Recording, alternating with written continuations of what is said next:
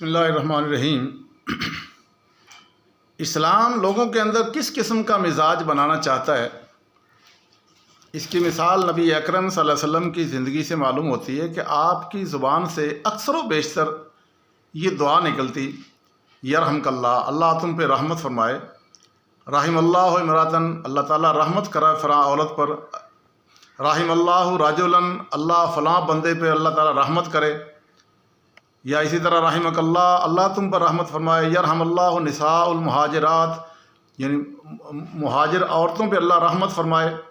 یعنی آپ کس طرح بار بار یہ دعا، اسی طرح سلامتی کی دعا، السلام علیکم کا آپ نے کہہ دیا کہ افشو السلام، سلام کو کثرت سے پھیلاؤ۔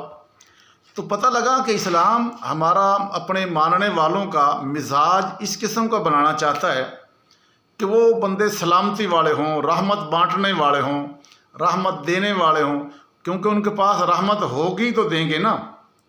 اور رحمت کیا ہے؟ اب یہ کوئی رحمت تو نہیں ہے کہ میں حاجی صاحب ہوں، اتنے میرے ناف سے نیچے داڑھی ہو، سر پہ اتنا بڑا کلا رکھا ہوا ہو، حاجی صاحب ہوں، اور ذخیرہ اندوز پرلے درجے کا سارے زمانے کی چینی اکٹھی کر کے رکھی ہوئی ہے، اور حاجی صاحب تسبیح پھیر رہا ہوں، سارے زمانے کی گندم آٹا اکٹھا کر کے رکھ لوں اور مہنگا کر کے بیچوں گا، حاجی صاحب تسبیح پہ لگے ہوئے ہیں۔ آج جی حاجی صاحب نے روزہ رکھا ہوا ہے، روزہ کس چیز سے رکھا ہے آپ نے؟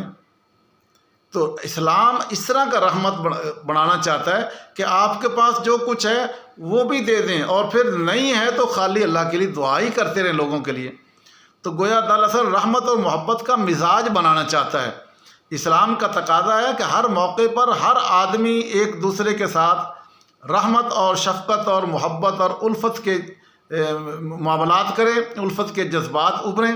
ہر موقع پر ایک آدمی دوسرے آدمی کو رحمت اور الفت کا تحفہ دے، حتیٰ کہ اظہار اختلاف، اگر جھگڑا بھی ہو جائے، اختلاف بھی ہو جائے نا، تب بھی ایک مومن آدمی کے منہ سے ایسے الفاظ نہیں نکلنے چاہیے بد دعا کے یا گالی گلوچ کے، یا ایسے الفاظ جس سے اگلے کے تن بدن کو آگ لگ جائے۔ تو خدا تمہارے اوپر رحم کرے، اختلاف ہو، جھگڑا ہو، تب بھی بندہ کیا کرے؟ اوے اللہ تیرے تے رحمت کرے، اوے اللہ دے بندیا یہ کام کیوں کر دیا، اللہ کے بندے اللہ آپ کو رحمت کرے، اللہ آپ کو ہدایت دے، یہ جملے کیوں نہیں منہ سے میرے نکلتے؟ تو پتہ چلا خدا خود رحیم ہے، وہ چاہتا ہے کہ میرے بندے بھی آپس میں رحیم بن کے رہیں، ایک دوسرے کے ساتھ رحمت و شفقت کا معاملہ کرنے والے بن کے رہیں۔ اور ہم مسلمانوں کو یہ کام کرنا چاہیے۔ یہ ہمارے معاشرے میں یہ نہیں ہے کہ رحمت کیا ہے، آپ کو اپنی اولاد سے رحمت ہے نا، پیار ہے، اس کے لیے کس طرح آپ بے ایمانی حرام اکٹھا کر کے کھلا رہے ہیں، کیوں؟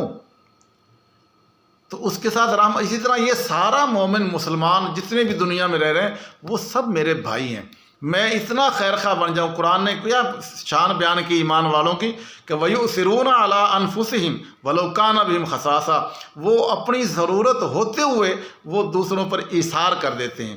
یہ مومن کی کمال درجے کی صفت ہے۔ تو کیا میرے اندر یہ صفت آ گئی ہے؟